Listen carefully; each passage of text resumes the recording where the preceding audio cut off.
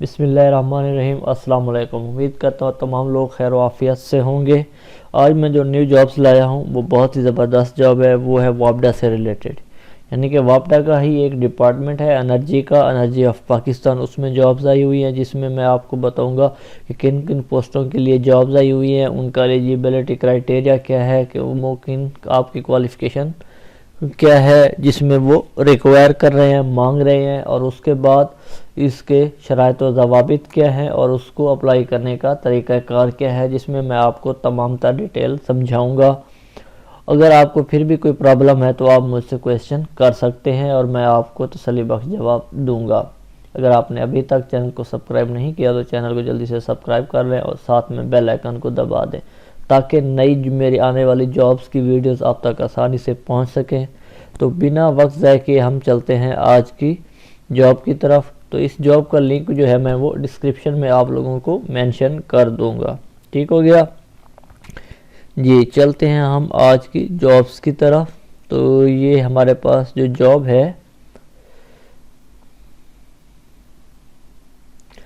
ये जॉब है जी, energy department की जॉब है हमारे पास। ये देखें यहाँ एनर्जी डिपार्टमेंट पंजाब जॉब्स, ठीक है। ऑनलाइन फॉर्म भी इनका अवेलेबल है। ये कुछ इंपॉर्टेंट चीज़ें होती हैं जो उन्होंने निकाल के रखी होती हैं एज के लिए, और सैलरी ये इनको कंफर्म सैलरी नहीं होती, ये बस एक अंदाज़ा होता है कि आपकी सैलरी इतने से इतने तक होगी, ठीक है। चलें जी, अब आपको नीचे आते हैं जॉब्स की वैकेंसीज, पोजीशन कौन सी है। एक एनर्जी रिसर्च हेड है, ट्रैफिक एक्सपर्ट है, एनर्जी पॉलिसी एक्सपर्ट है, ऑयल एंड गैस एक्सपर्ट है और लीगल एक्सपर्ट, ठीक है। ये जॉब्स है और ये इनको अप्लाई कैसे करना है, इनका तरीक़ेकार क्या है, आइए अब हम जॉब एडवर्टाइजमेंट को देखते हैं और उसमें डिटेल से बहस करते हैं। जी, ये है energy department government of the Punjab jobs opportunity, ठीक है। इसमें अब देखें यहाँ पे name of post, number of post और ये क्या है स्केल्स वगैरह की स्केल की है, और आपका सैलरी पैकेज क्या है और उसके लिए क्वालिफिकेशन क्या ज़रूरत है और उसमें आपकी एज लिमिट क्या होनी चाहिए, ठीक है। तो पहली पोस्ट को देखते हैं, एनर्जी रिसर्च हेड, और नंबर ऑफ पोस्ट सिर्फ एक ही पोस्ट है।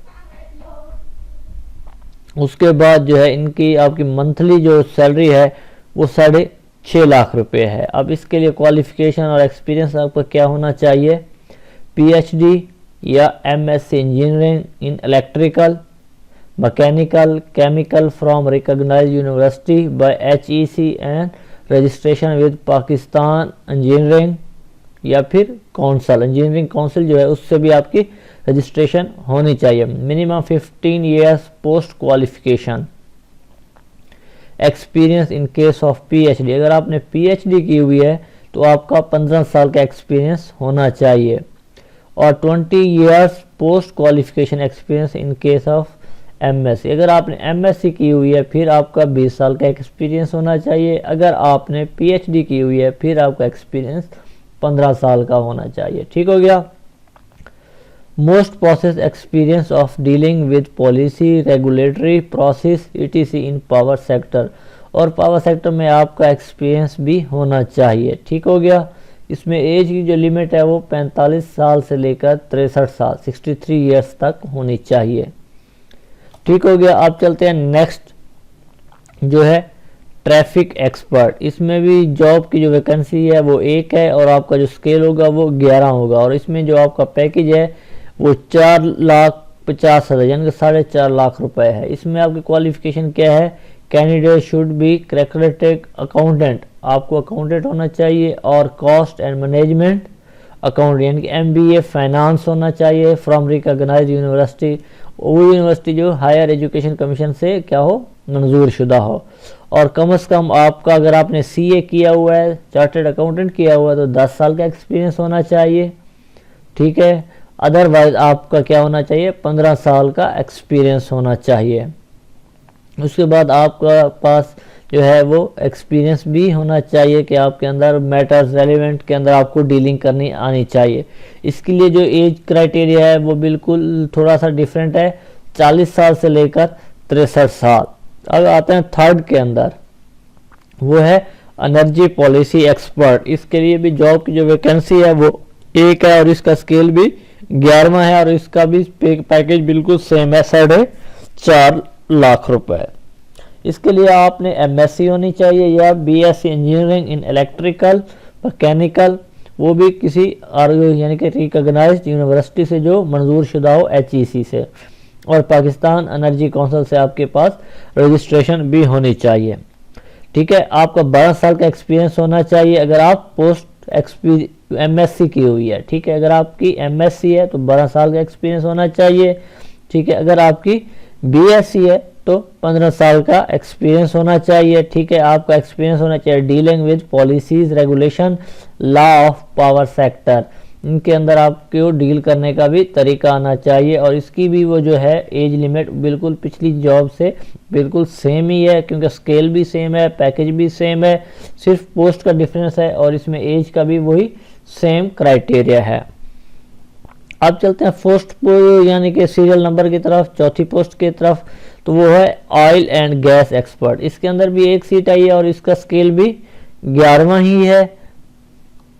ठीक है, इसकी भी जो पैकेज है वो 4.5 लाख रुपये है। एमएससी और बीएससी इंजीनियरिंग तकरीबन यानी कि इन सारों का क्राइटेरिया सेम है और एज में भी सेम है। लीगल एक्सपर्ट ये भी एक है, 11वें स्केल की है। इसमें क्या कहते हैं, law graduate from recognised university, 15 साल एक्सपीरियंस होना चाहिए आपका।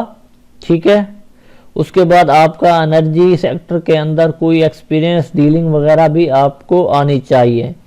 ठीक हो गया, यानी कि एक ही पोस्ट है जिसका पीएचडी रिक्वायर है और एमएससी रिक्वायर्ड है और उसकी जो सैलरी है वो 6.5 लाख रुपए है। बाकी जो है उन 4 जो हैं, ठीक है, उन सब की 4.5 लाख रुपए सैलरी है और एज का भी वो सेम क्राइटेरिया है।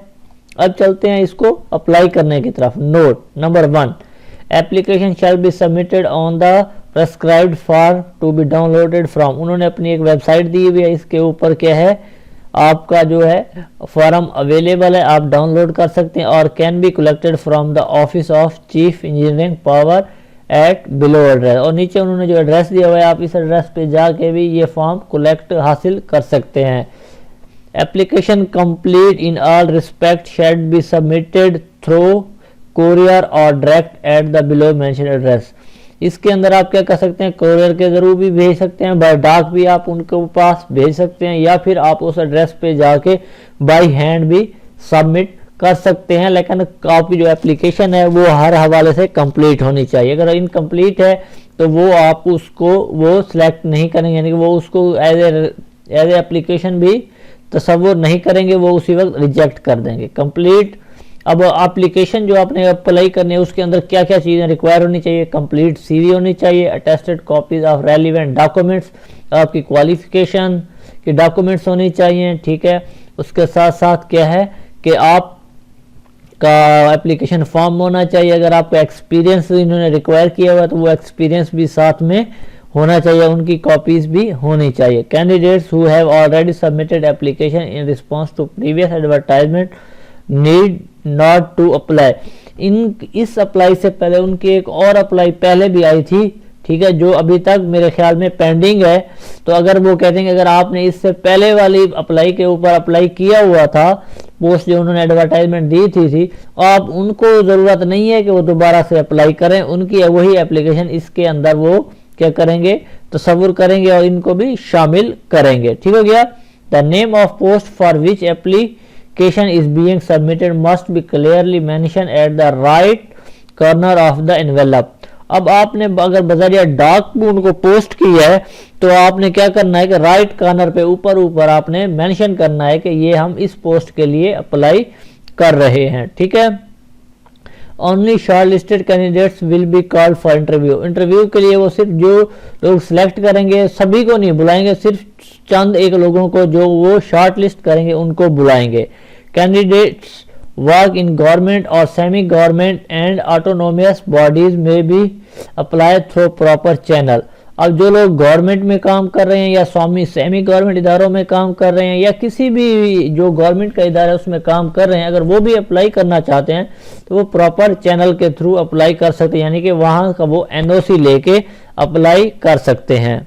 ठीक है। The candidate must be Punjab domiciled.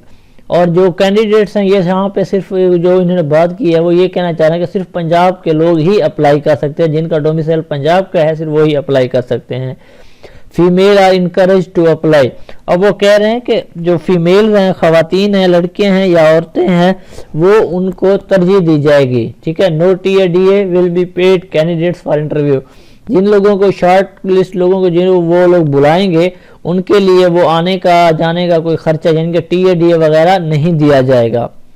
These appointment will be made purely on contract base for a period of 1 year, extendable for a further 1 year with approval of the competent authority। ठीक है। इस line में वो ये कहना चाह रहा है, इस पॉइंट पे वो ये कहना चाह रहा है कि ये जो जॉब्स हैं सिर्फ कॉन्ट्रैक्ट बेस पे हैं, ये परमानेंट जॉब्स नहीं है, कॉन्ट्रैक्ट बेस पे जॉब्स हैं और इनका जो कॉन्ट्रैक्ट है वो 1 साल का है। लेकिन आपका जो ये कॉन्ट्रैक्ट है 1 साल के लिए मजीद भी बढ़ सकता है, वो कॉम्पिटेंट अथॉरिटी के पास है इसका हक कि वो आया कि आपका जो कॉन्ट्रैक्ट है मजीद आगे बढ़ाते हैं या वहीं पे 1 साल के लिए ख़त्म कर देते हैं। ठीक हो गया। The recruitment process of above post can be abandoned at any stage with the approval of competent authority. The last date of submission of application is 16 January 2023 up to 5 PM। अब इसकी जो लास्ट डेट है वो 16 जनवरी 2023 है और जिस address पे आपने भेजना है वो ये एड्रेस है, chief engineering power government of the Punjab energy department, first floor, central design building, immigration secretariat, old Anarkali, Lahore, और ये उनका फ़ोन नंबर है। ठीक हो गया। इसकी लास्ट डेट, इनका तरीक़ाकार आपको समझ आ गया है। उम्मीद करता हूँ आप तमाम लोगों को पूरी बात समझ आ गई होगी। लेकिन आप भी आपके पास एक प्रॉब्लम होगा कि आपने फॉर्म कहाँ से करना है। तो यहाँ पे आप आएंगे इस जगह पे, तो यहाँ पे ये देखें, या फिर मैं आपको दिखा देता हूँ, ये रहा, ये इनका एड्रेस है। ठीक है। ये www.energy.punjab.gov.pk इस एप्लीकेशन पे जब आप जाएंगे तो आपको एक फॉर्म मिल जाएगा इस शेप में। मैं आपको दिखा देता हूँ, ये देखें, ये इनका ऐड है। ठीक हो गया। ये इनका ऐड और साथ में ये एप्लीकेशन फॉर्म है, ये देखें जी। ठीक है। यहाँ पे आपने फोटोग्राफ पेस्ट करनी है, एप्लीकेशन फॉर द पोजीशन, यानी यहाँ पे आपने किस पोजीशन के लिए एप्लीकेशन दे रहे हैं, डिपार्टमेंट कौन सा है। ठीक है। एडवर्टाइजमेंट रेफरेंस, ठीक है, आपने एडवर्टाइजमेंट का रेफरेंस भी देना है। न्यूज़पेपर ATC कुछ भी आप लोग मेंशन कर सकते हैं। ये देखिए यहाँ पे इनकी ये वेबसाइट है, तो आप यहाँ पे चले जाएंगे यहाँ से। ठीक है। अगर आपको यहाँ जाने की ज़रूरत नहीं है, यहाँ पे आपको टफ हो जाएगा। तो जैसे मैंने आपको बताया है कि आप इस एड्रेस पे जैसे ही आएंगे तो यहाँ पे ये लिखा हुआ है एप्लीकेशन फॉर्म, क्लिक हेयर।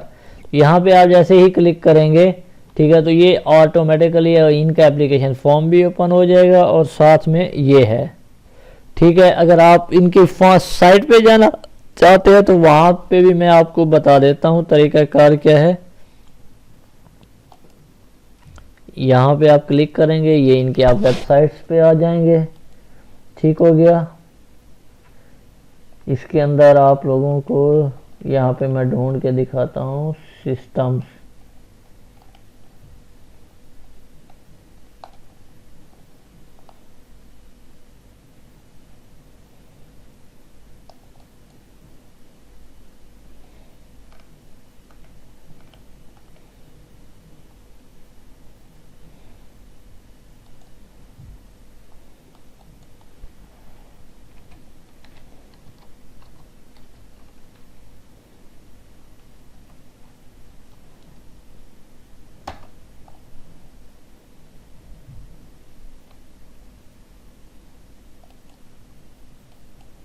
ये देखें यहाँ system/file, तो यहाँ से आप इनका PDF भी ले सकते हैं और यहाँ से आप इनका एप्लीकेशन फॉर्म भी डाउनलोड कर सकते हैं। आप उस लफड़े में ना पड़े, यहीं से आप लोग कर लें तो यहाँ से आपको यह बेहतर रहेगा। ठीक हो गया। ये होगी इनका ऐड वगैरह। उम्मीद करता हूँ आपको समझ आ गई होगी। अगर आपको कहीं पे कन्फ्यूजन है तो आप मुझसे रब्ता कर सकते हैं। अच्छा, एक क्वेश्चन था लास्ट वीडियो में, मुझसे एक भाई ने क्वेश्चन किया है सर जी ये जो आप एड्स बताते हैं गवर्नमेंट के, तो इनका सैलरी कितनी होती है? तो यहाँ पे मैं ये आपका क्वेश्चन मेरे ख्याल में काफ़ी सारे लोगों का होगा, मुझे आया है तो मैंने कहा आप सबको साथ शेयर कर दूँ। देखें बेटा, सैलरी का जो तरीकाकार होता है वो होता है पे स्केल के ऊपर। जिसका जितना ज़्यादा स्केल होगा उसकी सैलरी उतनी ज़्यादा होगी, ठीक है। अब आपका स्केल देखना है कि आप किस स्केल के लिए अप्लाई कर रहे हैं और उसमें गवर्नमेंट आपको क्या देती है, इसका कोई अंदाज़ा या कुछ नहीं कहा जा सकता, ठीक है। तो वो ये जो आपकी जो सैलरी होती है वो टोटली आपके स्केल के ऊपर डिपेंड करती है, ठीक है। उम्मीद करता हूँ आपको ये वीडियो अच्छी लगी होगी। अगर आपको वीडियो अच्छी लगी है तो लाइक और कमेंट ज़रूर कीजिएगा और साथ में अपने फ्रेंड के साथ भी शेयर करें। मिलते हैं नेक्स्ट वीडियो के लिए और एक न्यू जॉब के साथ। तब तक के लिए